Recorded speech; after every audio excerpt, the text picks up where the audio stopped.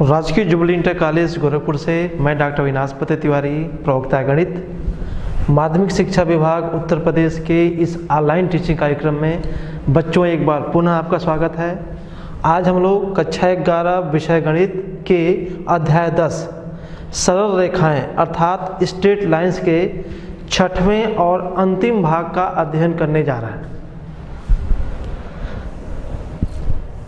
बच्चों, पिछले भाग में हम लोगों ने मुख्यतया रेखा का लंब रूप नॉर्मल फॉर्म ऑफ लाइन पढ़ लिया था। साथ ही रेखा का व्यापक समीकरण जनरल इक्वेशन ऑफ लाइन पढ़ा था और रेखा के व्यापक रूप ax plus B Y plus C बराबर 0 का हमने ढाल अंतःखंड रूप में परिवर्तन करना सीखा था और साथ ही रेखा के व्यापक रूप ax plus B Y plus C बराबर 0 का अंतःखंड रूप में भी परिवर्तन करना हम लोगों ने सीख लिया था।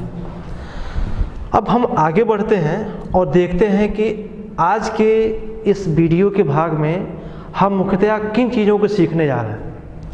हम सीखेंगे रेखा के व्यापक रूप का लंब रूप में परिवर्तन, साथ ही एक बिंदु की रेखा से दूरी, और हम कुछ महत्वपूर्ण उदाहरणों को हल करेंगे।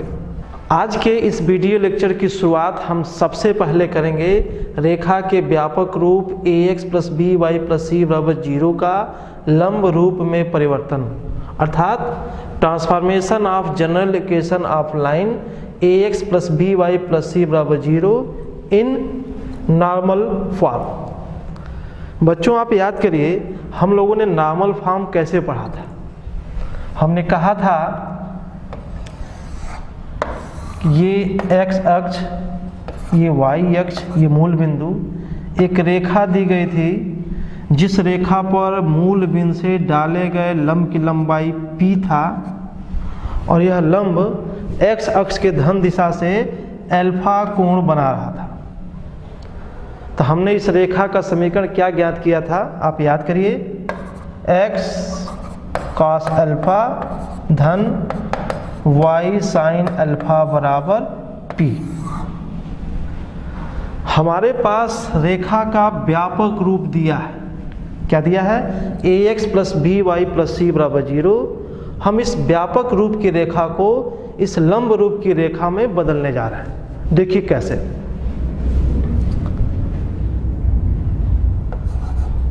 ax प्लस बी वाई बराबर माइनस सी, यह हमारे दी गई रेखा है जिसमें c को हमने राइट साइड में ट्रांसफर कर लिया है। मानते हैं कि माना एक का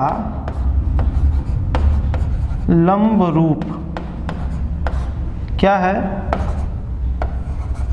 x cos अल्फा धन y साइन अल्फा बराबर p। जब एक का यह लंब रूप है, इसका मतलब दोनों एक ही रेखा है। हम दोनों रेखाओं को कंपेयर कर सकते हैं। तो हम लिखेंगे क्या, 1 तथा 2 से। ध्यान दीजिएगा, इसमें x का गुणांक cos अल्फा है, इसमें x का गुणांक a है। तो हमें क्या मिलेगा, cos अल्फा अपान a बराबर y का गुणांक sin अल्फा, इसमें y का गुणांक b है तो साइन अल्फा बटे b हो जाएगा।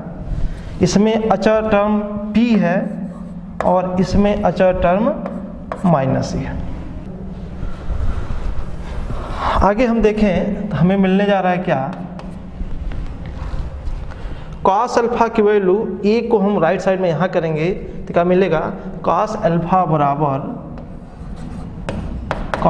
बराबर माइनस AP अपान C। साइन अल्फा कितना होगा, माइनस BP अपान C। हम इन दोनों को वर्ग करके जोड़ने जा रहे हैं। क्या मिलेगा, cos स्क्वायर अल्फा धन साइन स्क्वायर अल्फा बराबर a square p square upon c square और धन b square p square upon c square. इसका मान बच्चों 1 हो जाएगा, तो क्या मिलेगा 1 बराबर, इसमें से हम p² दोनों में से कॉमन कर लेते हैं, तो क्या मिलेगा p² बचेगा यहाँ a² धन b²। तो यहाँ से आप देखेंगे कि p² की वैल्यू कितनी हो जाएगी, c² अपान a² धन b²। तो हम अगर दोनों पक्षों का वर्गमूल ले लें तो p का कितना मान आएगा, इसलिए p बराबर plus minus c upon under root a² धन b²। हमने p का मान ज्ञात कर लिया। अब p का मान अगर हम cos अल्फा में रख दें तो देखिए क्या मिलता है, इसलिए cos अल्फा बराबर, ध्यान से देखिए, माइनस a/c ब्रैकेट में p की वैल्यू हम यहाँ से रखते हैं, तो plus minus c upon under root a² plus b²। ये c से c कैंसिल हो जाएगा और हमें क्या मिलेगा, plus minus a upon under root a² धन b²। तो हमें cos अल्फा का मान प्राप्त हो गया। एक चीज़ बच्चों समझना है, ये माइनस है, अंदर प्लस माइनस है, तो माइनस से गुणा करेंगे तो पहले माइनस मिलेगा और माइनस माइनस से गुणा करेंगे तो प्लस मिलेगा। तो चाहे इसे आप प्लस माइनस लिखें चाहे माइनस प्लस लिखें, यहाँ पर दोनों में कोई अंतर नहीं रखा जाएगा। अब इसी प्रकार अगर हम साइन अल्फा में p का मान यहाँ से रखें तो हमें क्या मिलेगा, तो मैं लिखता हूँ इसी प्रकार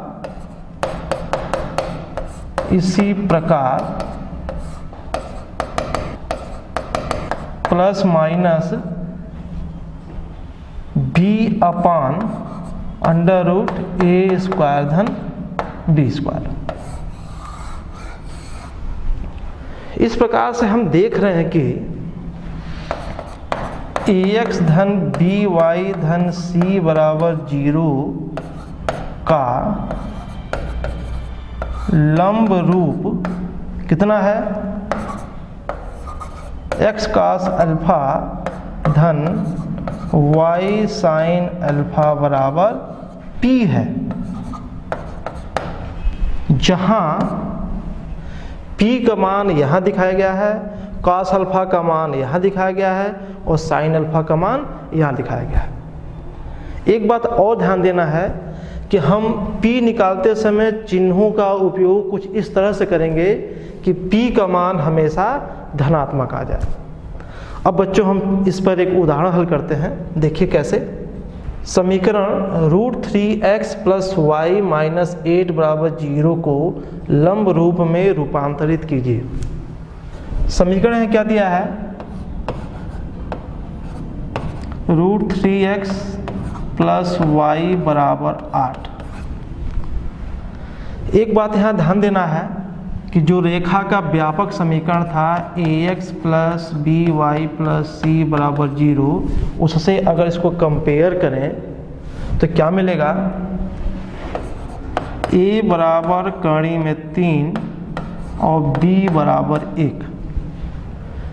हमने जैसे आर्टिकल हल किया उसी प्रकार से इसको भी लंब रूप में हम लोग बदल सकते हैं, लेकिन हम अगर चाहें तो अंडर रूट a² धन b² का दोनों पक्षों में भाग दे दें, तब भी हमें बड़े आसानी से इसका लंब रूप प्राप्त हो जाता है।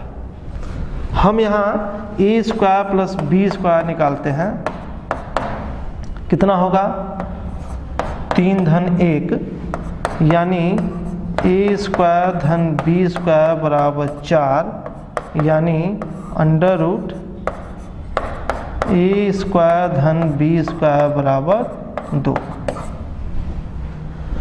हम एक में अंडर रूट a² धन b² से भाग देते हैं, कैसे, एक में अंडर रूट a² धन b² का भाग देने पर क्या होगा, देखिए √3/2x प्लस y/2 बराबर 8/2। √a² प्लस b² का मान 2 है, तो √a² प्लस b² से भाग देने का मतलब हुआ आपको दोनों पक्षों में 2 का भाग दे देना है। अब यहाँ अगर देखें तो x √3/2 cos 30 degree plus 1/2 sin 30 degree बराबर 4। यही बच्चों रेखा 1 का लंब रूप हुआ। अब एक बहुत ही महत्वपूर्ण उदाहरण, रेखाएं a1x plus b1y plus c1 बराबर 0 और a2x plus b2y plus c2 बराबर 0, जहाँ b1 b2 not equal to 0 समांतर हैं यदि a1/a2 बराबर b1/b2। दूसरा लंब है यदि a1 a2 plus b1 b2 बराबर 0। बच्चों यह दो रेखाएं जो कि अपने व्यापक रूप में दी गई हैं, उनके समांतर होने और लंब होने का प्रतिबंध देता है।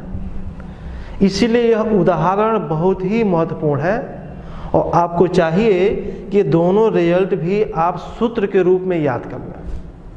हम इसको प्रूफ करते हैं, देखिए कैसे। सबसे पहले आप यह समझिए कि हम लोगों ने रेखा के व्यापक रूप ax plus by plus c बराबर 0 को प्रवणता अंतःखंड के रूप में बदला था। कैसे बदला था याद करिए, by बराबर -ax माइनस c, यानी कि y बराबर -a/b x और -c/b। रेखा के इस व्यापक रूप का यह प्रवणता अंतःखंड रूप है। प्रवणता अंतःखंड रूप होता क्या था, y बराबर mx प्लस c। तो आपको यह बात पिछले भाग में सिखाया गया था कि आप यहाँ इन दोनों को कंपेयर करके बता सकते हैं कि इस व्यापक रूप की रेखा की प्रवणता कितनी है। यानी व्यापक रूप की इस रेखा की प्रवणता कितना होगा, -a/b। और आपसे हमने कहा था कि इसे आप याद भी कर लीजिए।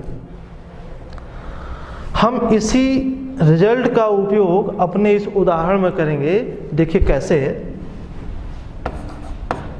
a1x plus b1y plus c1 बराबर 0 की प्रवणता m1 बराबर, इसकी प्रवणता थी -a/b, तो इसकी प्रवणता कितनी हो जाएगी, -a1/b1। इसको मैं 1 कर देता हूँ। उसी प्रकार से a2x plus b2y plus c2 बराबर 0 की प्रवणता कितना होगा, m2 बराबर -a2/b2, -a2/b2। इसको मैं 2 कर देता हूँ। अब पहला कंडीशन कहा जा रहा है या पहला भाग कहा जा रहा है क्या, कि रेखाएं समांतर हैं। देखिए माना 1 तथा 2 समांतर हैं। तो हम लोगों ने पढ़ा था कि दो रेखाएं कब समांतर होती हैं, जब उनकी प्रवणताएं आपस में बराबर हों। दिस इम्प्लाई m1 बराबर m2, m1 बराबर m2 होने का क्या मतलब हुआ, माइनस a1 बाई b1 बराबर minus a2 by b2। Minus से माइनस कैंसिल हो जाएगा तो दिखाई क्या देगा, a1 बाई a2 बराबर b1 बाई b2। दूसरे भाग की बात करें,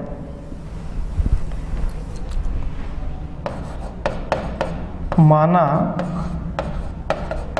1 तथा 2 लंबवत हैं,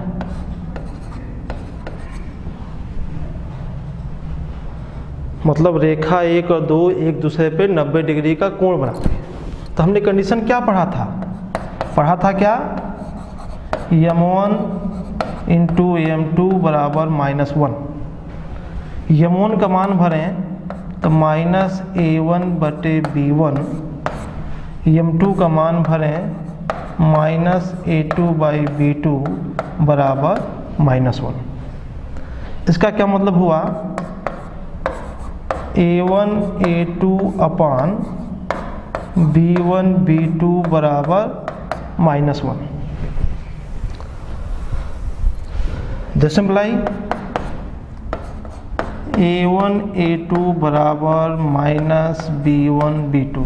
इसको लेफ्ट में करें तो क्या हो जाएगा, a1 a2 plus b1 b2 बराबर 0। यह दो रेखाओं के लंब होने का प्रतिबंध है।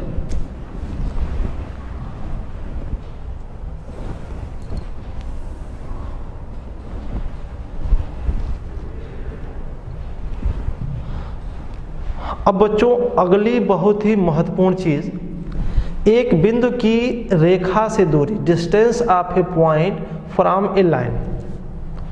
हम लोग दो बिंदुओं के बीच की दूरी पढ़े हैं। यहां पे एक बिंदु की बात हो रही है और एक रेखा की बात हो रही है। यहां लिखा है एक बिंदु की किसी रेखा से दूरी उस बिंदु से रेखा पर डाले गए लंब की लंबाई होती है। बच्चों यह याद करना आपको है। कहा जा रहा है क्या कि एक रेखा है और कहीं एक बिंदु है O। आपसे कहा जाए कि इस बिंदु की रेखा से दूरी क्या है, तो करना क्या है कि इस बिंदु से इस रेखा पे लंब डाल देना है। इसको n कहा जाए, ये 90 डिग्री का होना चाहिए। अब जो ये लंब की लंबाई ON है, इसी लंब की लंबाई को कहते हैं बिंदु की रेखा से दूरी। तो यहाँ जो ON दिखाई दे रहा है वही ON इस बिंदु O की इस रेखा से दूरी कही जाएगी।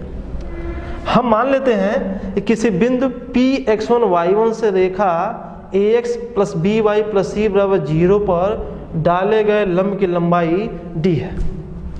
हमें यहाँ पर एक बिंदु दिया जा रहा है जिसे कहा जा रहा है a x1 y1 और एक रेखा दी जा रही है जिसका समीकरण कहा जा रहा है क्या, ax धन by धन c बराबर 0। इस बिंदु से यह रेखा एक है, इस बिंदु से इस रेखा पर डाले गए लंब की लंबाई को d कहा जा रहा है। ध्यान देंगे यह कोण 90 डिग्री का है। तो अब आपको यहाँ एक सूत्र याद रखना है क्या, d बराबर ax1 plus by1 plus c बटा under root a square plus b square. ध्यान देंगे चूंकि ये दूरी है इसलिए हमेशा धनात्मक होना चाहिए, इसलिए हम यहाँ मॉड लगा देंगे। और यह आपके लिए एक सूत्र है जिसे आपको बहुत अच्छे से याद रखना है। इस पर एक उदाहरण लगाते हैं। बिंदु -1, 1 की रेखा 12x प्लस 6 बराबर 5y-2 से दूरी ज्ञात करें। रेखा क्या लिखा है, 12x प्लस 6 बराबर 5 y माइनस 2। इसका क्या मतलब हुआ, 12x धन 72 बराबर 5y माइनस 10, मतलब 12x माइनस 5y धन 82 बराबर 0। ध्यान देंगे यह रेखा है, इसको एक कहा जा रहा है और एक बिंदु दिया गया है कितना, इसको हम a माइनस 1 कामा 1 कह रहे हैं। तो इस बिंदु की रेखा एक से दूरी पूछी जा रही है, तो करना क्या होता है, यहाँ से लंब डाल लेंगे, इसको n कहेंगे, यही दूरी d है। तो अभी हमने इसमें सूत्र याद किया, d का कितना मान होगा, 12 x के जगह पे x1, तो 12 गुणे माइनस 1 माइनस 5 y की जगह पे y1, तो 1 हो जाएगा और धन 82 बटे कड़ी में a स्क्वायर धन b स्क्वायर, तो कितना 12 का स्क्वायर और धन माइनस 5 का स्क्वायर, तो कितना मिलेगा देखिए, माइनस 12 माइनस 5 धन 82 बटे 144 धन 25, ये माइनस 17 धन 82 बटे 169, 82 माइनस 17 65, ये 169 का वर्गमूल 13, कितना हो जाएगा 5 इकाई। तो इस बिंदु की रेखा से दूरी हो जाएगा 5 इकाई। एक बात का ध्यान देना है, सूत्र में यहाँ मापांक होता है, क्योंकि हमारा 65 धन आ रहा था, अगर यहाँ ऋण होता तो मापांक की वजह से हम यहाँ धन बना लेते हैं, क्योंकि दूरी हमेशा क्या होगी, धनात्मक होगी। एक बहुत ही महत्वपूर्ण उदाहरण बच्चों हम और देखते हैं,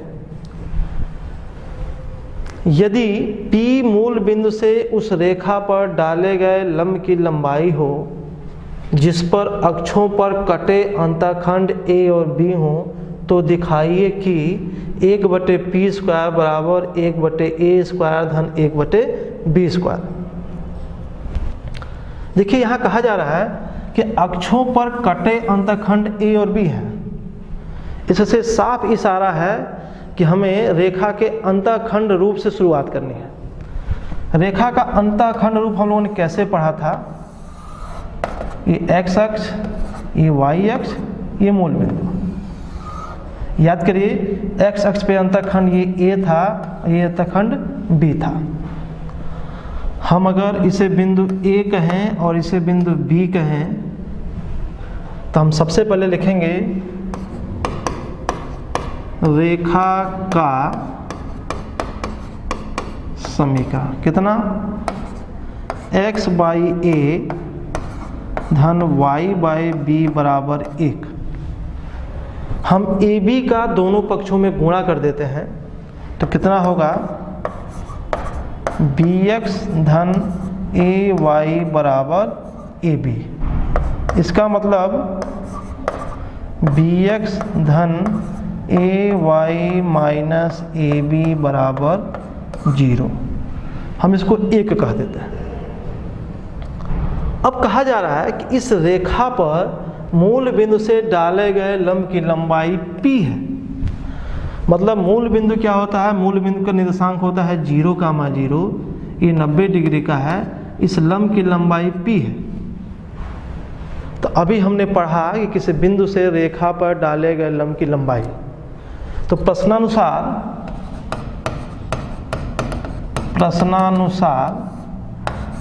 p का कितना मान होगा, तो p का मान इस मूल बिंदु से रेखा, इसे रेखा 1 कह सकते हैं, रेखा 1 पर डाले गए लंब की लंबाई है। तो कैसे देखा था हमने, b लिखेंगे 0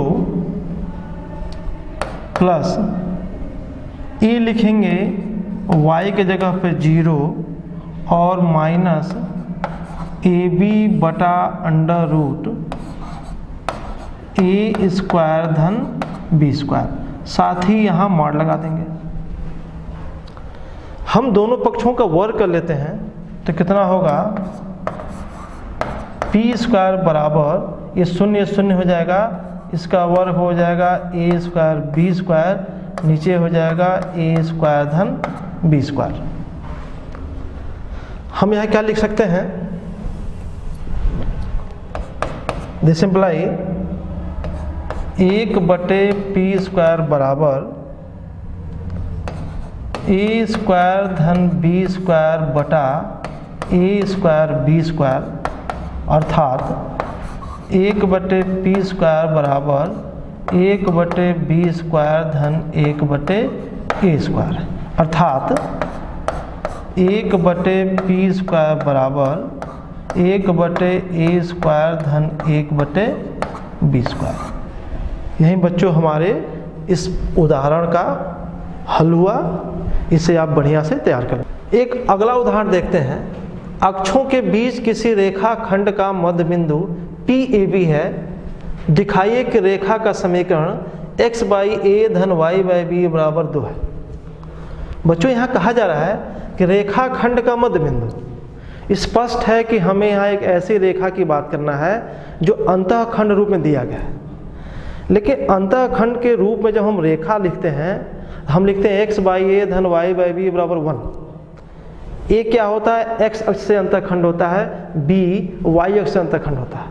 लेकिन इस उदाहरण में a और b सिंबल का इस्तेमाल कर लिया गया, इसलिए हम अपना सिंबल चेंज कर देंगे। देखिए कैसे,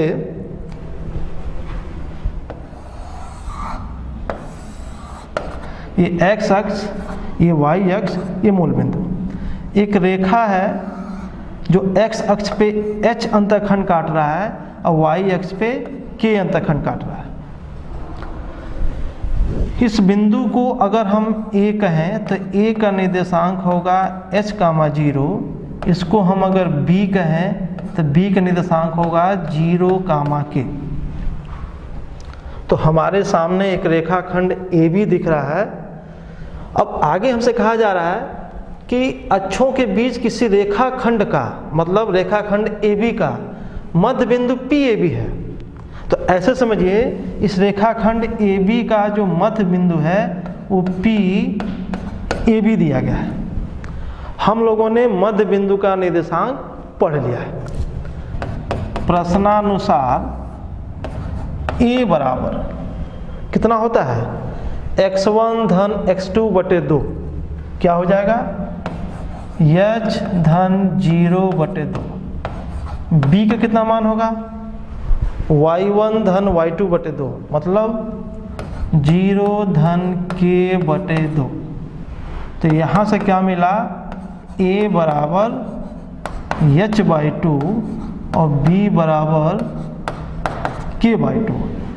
दिस इम्प्लाई h बराबर 2a और k बराबर 2b। हमने h को x अक्ष पे अंतःखंड माना है और k को y अक्ष पे अंतःखंड माना है। तो हम लिखते हैं क्या, उस रेखा का समीकरण जिसका x अक्ष पर अंतःखंड h तथा y अक्ष पर अंतःखंड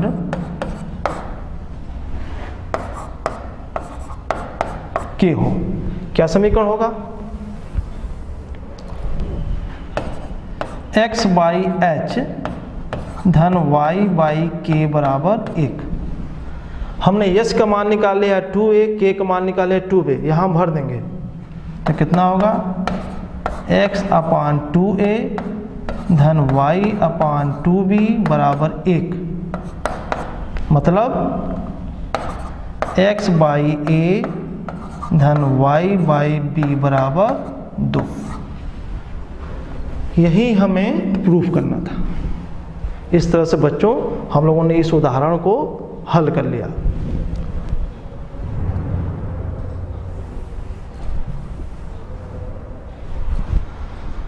अब हम आपको इस वीडियो लेक्चर पे गृह कार्य दे रहे हैं। ये गृह कार्य आज के ही वीडियो लेक्चर पे आधारित है। मुझे पूर्ण विश्वास है कि आप इन्हें बड़े आसानी से हल कर लेंगे। इस तरह से सरल रेखाओं के छठवें और अंतिम भाग आज समाप्त हो गया। Okay, thank you.